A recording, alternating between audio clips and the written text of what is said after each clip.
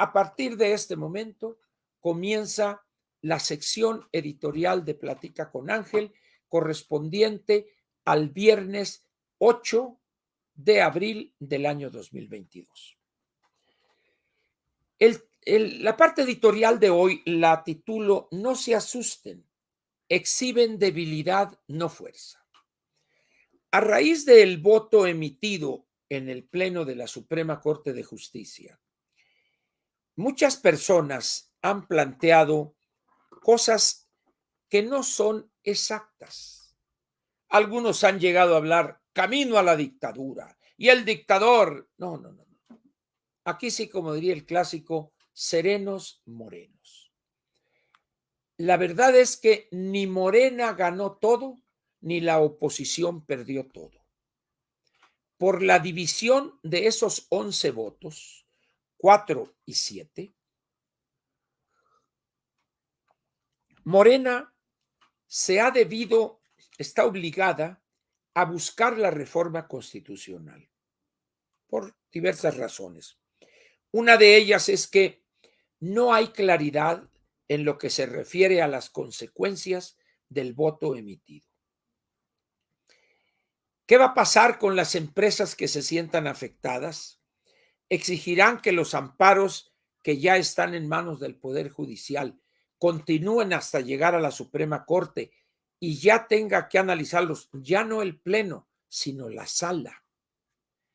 Entonces, en esas condiciones sería más fácil la resolución, porque las salas la constituyen 4 personas, si no estoy equivocado, o 5, pero no son los 11 del Pleno. La otra cuestión es que no obstante las presiones o las amenazas y groserías del presidente al referirse a los ministros como abogados de particulares, les digo, lo cual evidencia la ignorancia del bulto, no de los ministros. Ellos están para otra cosa, como lo he dicho una y otra vez.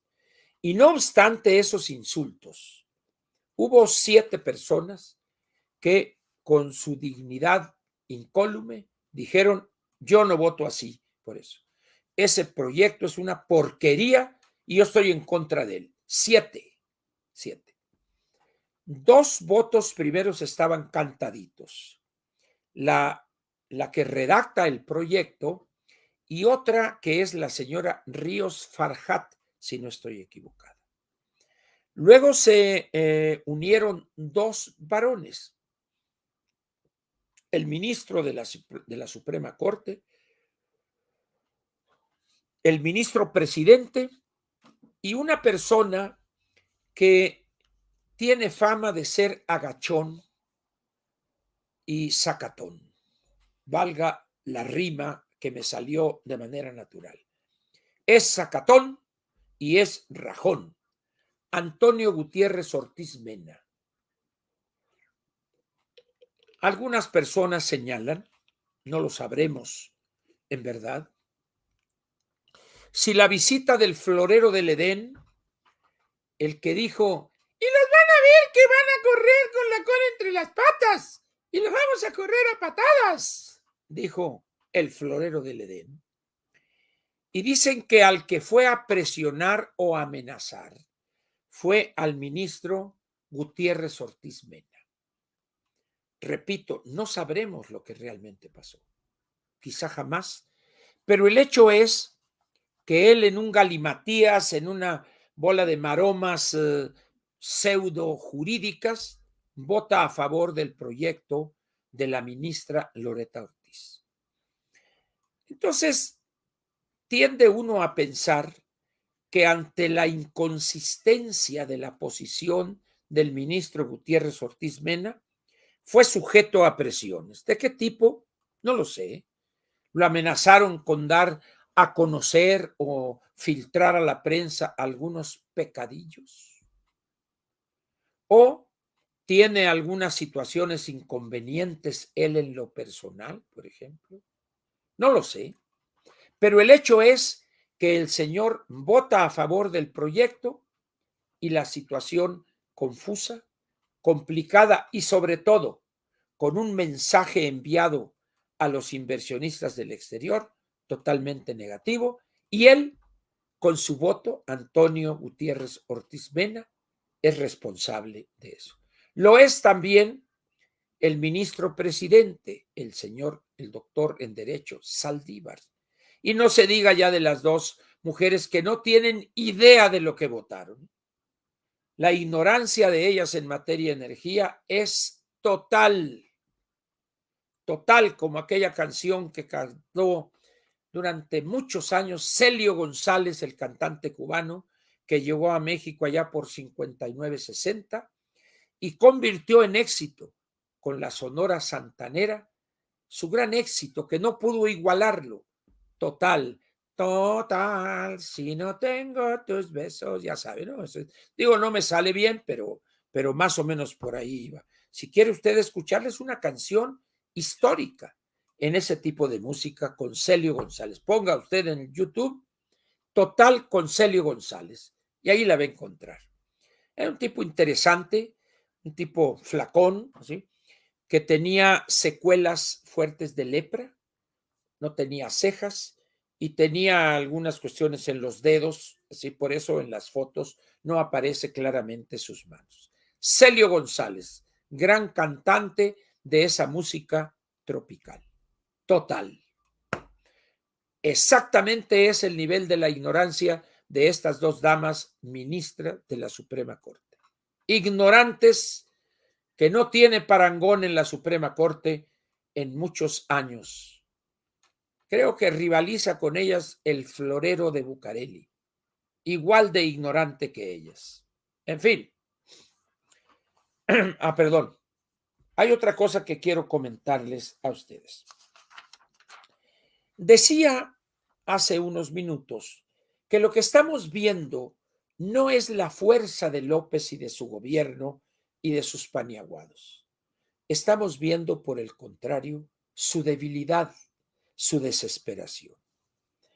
En estos primeros 3 años, 4 meses, el bulto ha dilapidado cientos de miles de millones de pesos. Cientos de miles de millones de pesos que hoy podríamos afirmar sin temor a equivocarnos que ya rebasa el billón de pesos. Eso no le preocupa a él. ¿Por qué? Porque su única intención y objetivo es repartir dinero al precio que sea para buscar el voto de decenas de millones de ignorantes que a cambio de una dádiva miserable piensan que están obligados a votar por los candidatos del partido que postuló al bulto. En realidad no están obligados a nada, porque esos recursos son de todos los mexicanos que pagamos impuestos. Pero el bulto los utiliza para comprar las voluntades. De tal manera que el ciudadano en Chiapas, en Oaxaca, Guerrero, Michoacán, Veracruz, aquí mismo en la Ciudad de México y prácticamente en todo el país, pueden y deben votar por quien les dé su gana.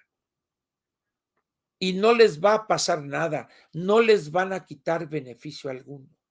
Eso no es cierto, es una mentira. Pero las personas, en su desconocimiento de la ley, piensan que es cierto. Y esta actitud que ven de los impresentables Marios Delgados, de las Citlalis, del esto, del otro, ahora andan amenazando que este domingo van a sitiar el INE y van a hacer esto y van a hacer lo otro. Déjenlos que hagan lo que les dé su regalada gana. Eso no va a cambiar las cosas. Ellos piensan que con esto van a lograr decenas de millones de votos. Si logran 6, 7 millones de votos, va a ser la debacle, un aceleramiento de la debacle de este gobierno. Y no van a obtener muchos. Acuérdese usted de mí.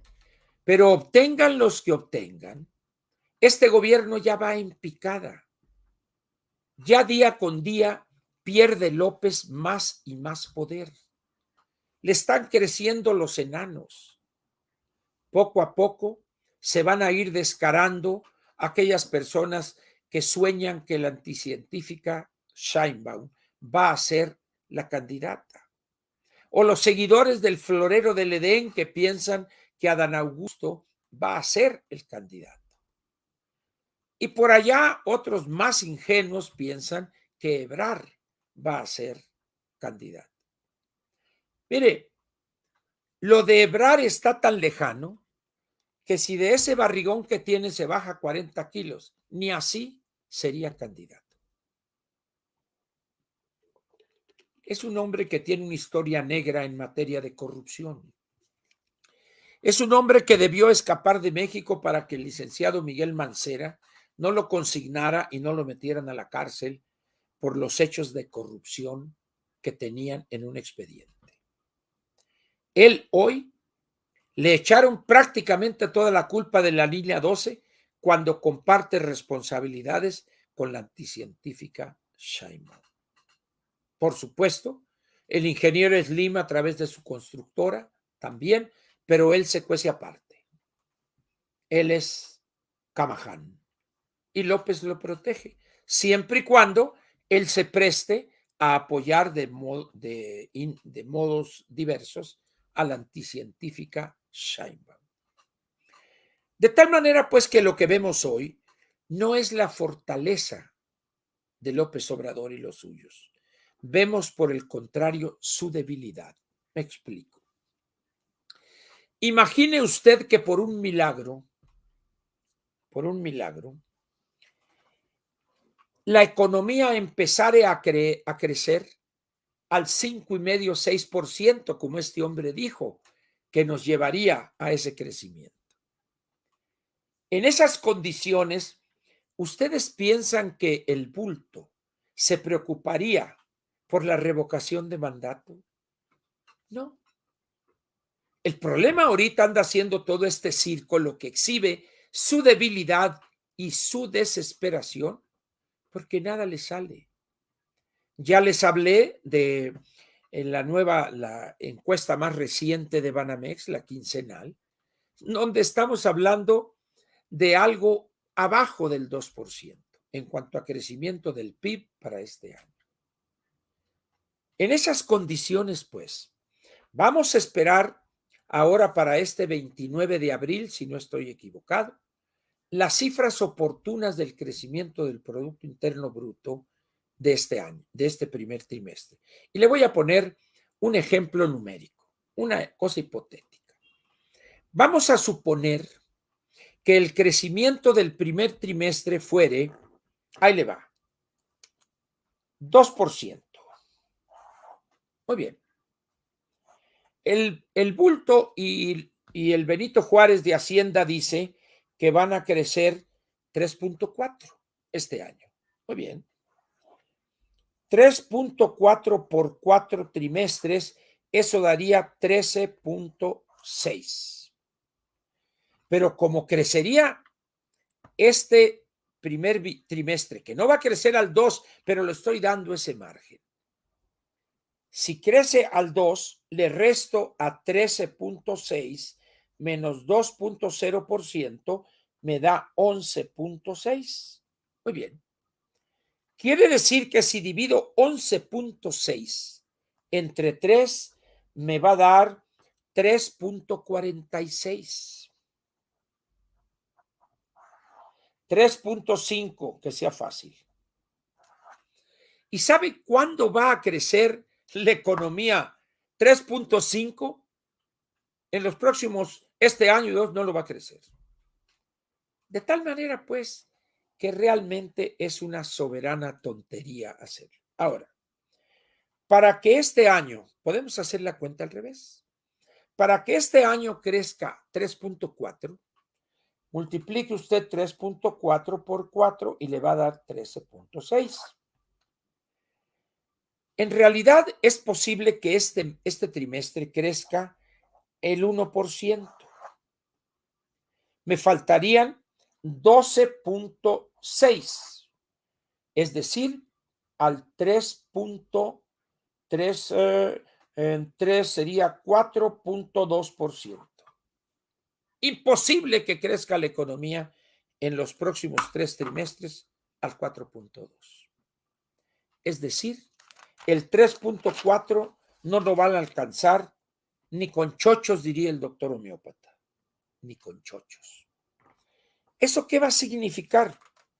Una mayor desesperación del bulto, menor cantidad de recursos captados, menor número de empleos formales, más elevadas tasas de interés y mayor inflación.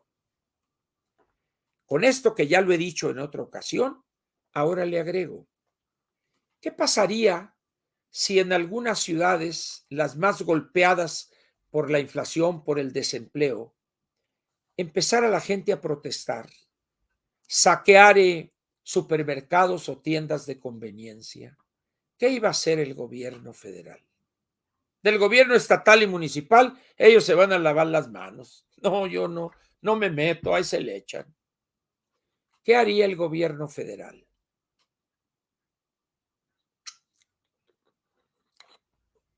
¿Usted cree que se atrevería a lanzar al Ejército y la Guardia Nacional para que balaceara a esas multitudes? Vamos a suponer que diga, no lo va a hacer. ¿Significaría eso una aprobación de esos saqueos? ¿Continuarían indefinidamente? ¿Y qué va a pasar con el sector privado de los propietarios de esas empresas? Vea usted lo que está pasando en Perú con el alto precio que han alcanzado los combustibles y los comestibles. Es decir, este gobierno, ante esa eventualidad, está asustado, está apanicado, como se dice.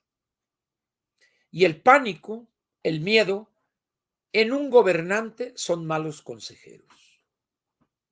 Si estos hombres no se atreven a lanzarle todo el poder del Estado a la delincuencia, ¿usted cree que se van a atrever a disolver manifestaciones, el ejército, de gente sencilla, hambrienta? No. Entonces, ¿qué van a hacer? Dejar que crezcan las protestas. Y ante eso, la única salida es que el presidente pele gallo a la finca de Palenque. Pero hay una cosa. El artículo 86 de la Constitución dice: la renuncia del presidente solo será por causa grave, la cual tiene que calificarla el Congreso de la Unión. El presidente no puede enviar una carta de renuncia diciendo, es que hay motines y hay violencia y pues yo no quiero usar la fuerza pública para recuperar la legalidad perdida. Esa no es causa grave. Eso se llama cobardía e incapacidad para gobernar. Pero esa no es causal de renuncia.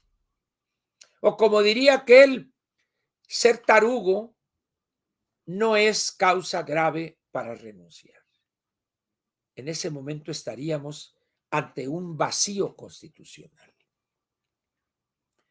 Por eso la pregunta, ¿qué va a suceder si continúa elevándose la inflación, si aumentan más las tasas de interés, si cae el consumo y en consecuencia la demanda, y por lo tanto se crearían menos empleos formales en el país? De eso quisiéramos que el presidente hablara en las mañaneras, no de Loret de Mola y sus casas, que son propias. Loret de Mola es un contribuyente más que debe tener sus declaraciones anuales al corriente. Y el SAT no le ha fincado responsabilidad ni requerimiento alguno. ¿Dónde están las quejas que amerite que el presidente exhiba una bola de mentiras además? El odio, la venganza, porque se atrevió a exhibir al holgazán del hijo del presidente. Eso jamás se lo va a perdonar. Esa es la razón de los ataques cobardes a Carlos Loret de Mola. ¿Ha aclarado algo el hijo de López, José Ramón, el de la Casa Gris? Alguien dirá con justa razón, es que él no es funcionario público y no tiene la obligación de aclarar sus ingresos y sus propiedades, lo cual es correcto.